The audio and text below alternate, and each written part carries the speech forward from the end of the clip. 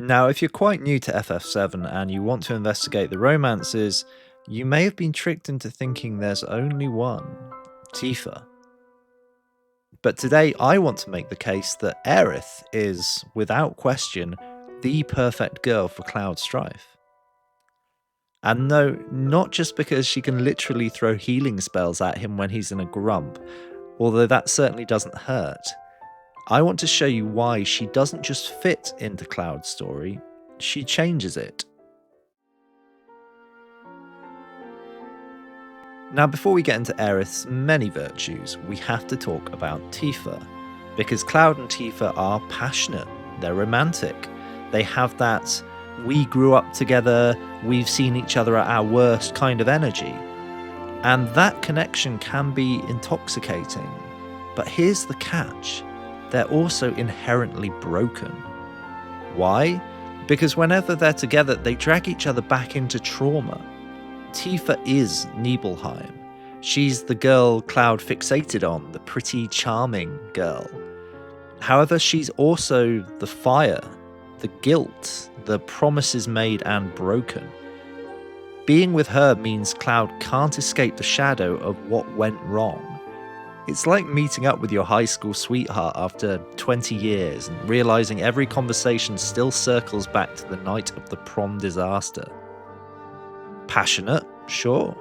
Romantic, definitely. But also exhausting. They like each other, yes, but they also reopen scars, poking the same bruise again and again to see if it still hurts. And surprise, it does. This is where Aerith sweeps in. Let's take a look at how Aerith is shaping the better version of Cloud. Because where Tifa reminds Cloud of fire, Aerith is water. She doesn't pull him back into the burning house, she coaxes him out into the garden, into the sunlight. Aerith doesn't heal Cloud with guilt or lectures. She heals him with laughter, with nudges, with sly smiles. She doesn't demand he unpack his entire tragic backstory, she gets him to live in the present, to pick flowers with her, to grin at recent, happy memories, to maybe stop being grumpy mercenary guy for 5 minutes. Tifa always says, remember Nibelheim? Aerith says, forget Nibelheim. Let's explore the world and make new memories. That's the difference. One drags him backward, the other moves him forward. Despite what happened in Nibelheim, Tifa still clings onto it. She loved her childhood, even with the loss of her mother.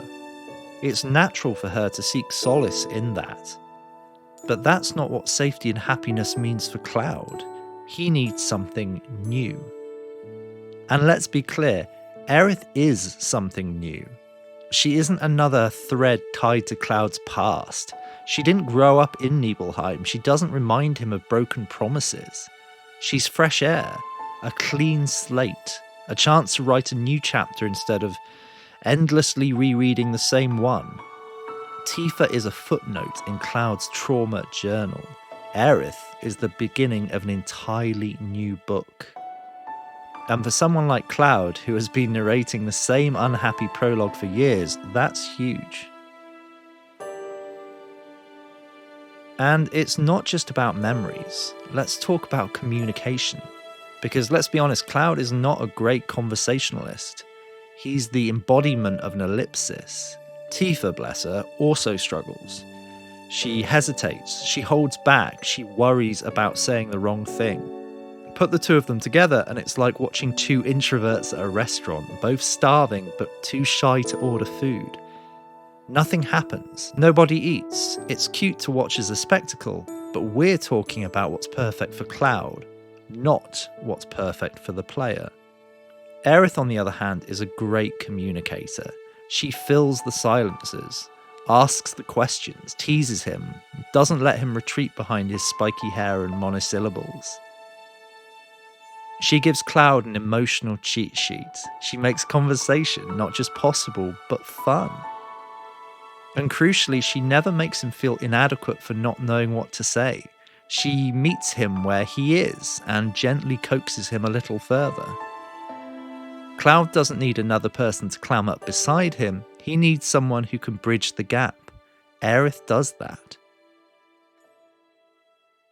And then there's the pain, because both Cloud and Aerith know what it feels like to be outsiders. Cloud grew up lonely, rejected, the weird kid that no one quite understood. Aerith too was isolated, marked as different, carrying a burden she never asked for. They've both walked through childhoods defined by loneliness, and that shared pain creates recognition, arguably more so than just geographical proximity. Aerith understands Cloud's silences because she's lived them. Cloud understands Aerith's brightness because he knows it hides sadness.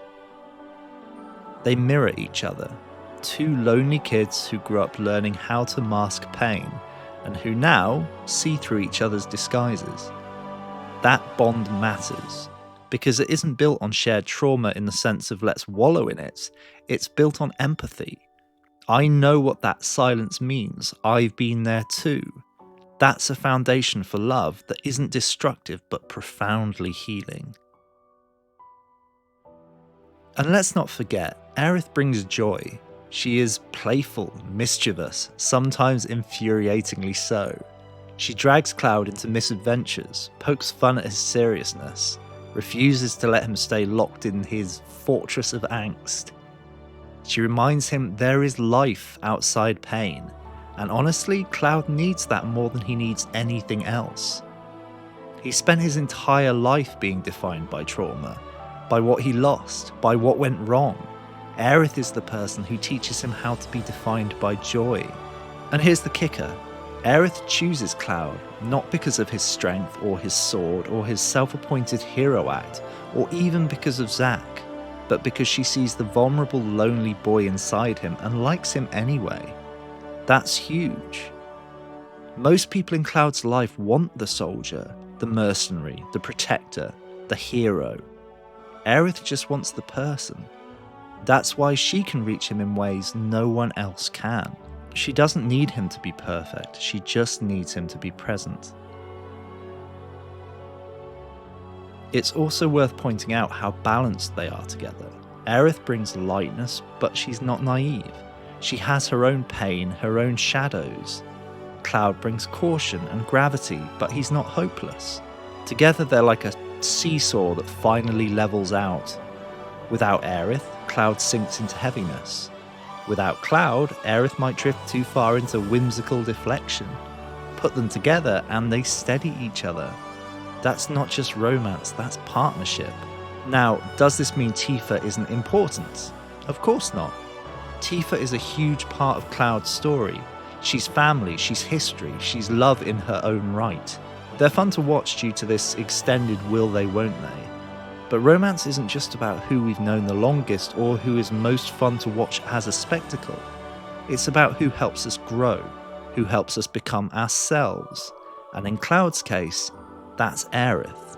With Tifa, Cloud is forever the boy standing outside Nibelheim, awkward and ashamed. With Aerith, he's the man who left and never looked back, who can believe in a future. Tifa pulls him back into the past. Aerith pulls him forward into possibility. And maybe that's the simplest way to put it. Aerith is the perfect girl for Cloud because she gives him something he's never had before. Not just romance, but renewal. Not just comfort, but growth. She doesn't just stand beside him in pain, she lifts him into joy. So the next time someone insists otherwise, remind them, Cloud may wield a giant sword, but Aerith is the only one who can actually disarm him.